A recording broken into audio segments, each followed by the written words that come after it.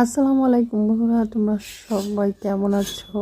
সকালের একটা blog video শুরু করছি, ছোট্ট ব্লগ। এখানে প্রত্যেক দিনের সকালে আমার শুরুটা হয় চা দিয়ে।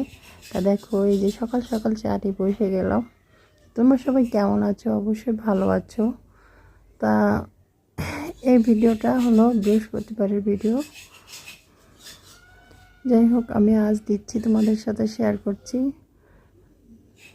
সময়ের সাথে তাল মিলে হয় না, এই জন্য ভিডিওটা শেয়ার করা হয় না। তো দেখো, এখানে আমি কি রান্না করলাম। এখানে আমি পুঁই শাক দিয়ে তারপরে কুমড়ো দিয়ে আর রান্না করব চিংড়ি মাছ দিয়ে। এখানে আমি চিংড়ি মাছটা নিয়ে নিয়েছি। এই যে এখানে শুটকি চিংড়ি মাছটা দিয়ে আমি এটা ভালো করে কষিয়ে পানি দিয়ে দিলাম, দিয়ে আমি এটা এখন রান্না করতে দিয়ে দিব।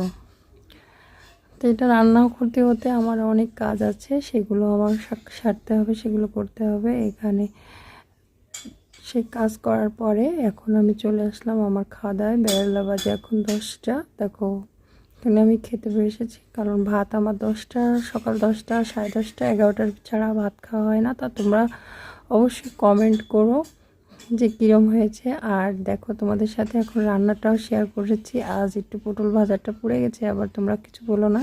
তো এখানে চাটনি আছে, ডাল আছে, তারপর সাদা ভাত আছে, আর দেখো এখানে আরও আছে। কি দেখাবো, যাই হোক, আরেকটা জিনিস রান্না করছি, সেটা ওই ঘরে ছিল। এখন আমার বাবার বাড়ি থেকে আম দিয়েছে, আমার মা কাল আম এসেছিলো, আম দিয়ে গেছে। দেখো, একটা বেল দিয়ে গেছে, 2টা দিয়েছে, একটা আমার মেয়ে খেয়ে ফেলছে, আর একটা আছে, সেটা তোমাদেরকে দেখালাম। আর এখানে আছে চালের গুঁড়ি। তো এটাতে ভাবছি আমি পিঠা তৈরি করবো, তাল বড়া।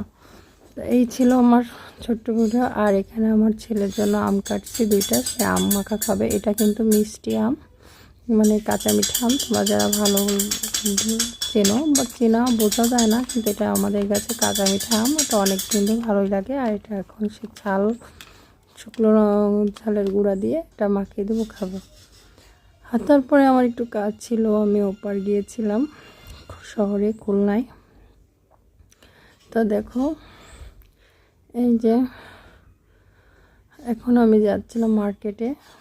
আমি ডাক্তার দেখিয়েছি, তারপরে তোমার আমার মেশিনটা সারতে হবে। তো এই ছিল আজকের ব্লগ ভিডিও। কেমন লাগলো? ভালো লাগলো? আল্লাহ হাফেজ।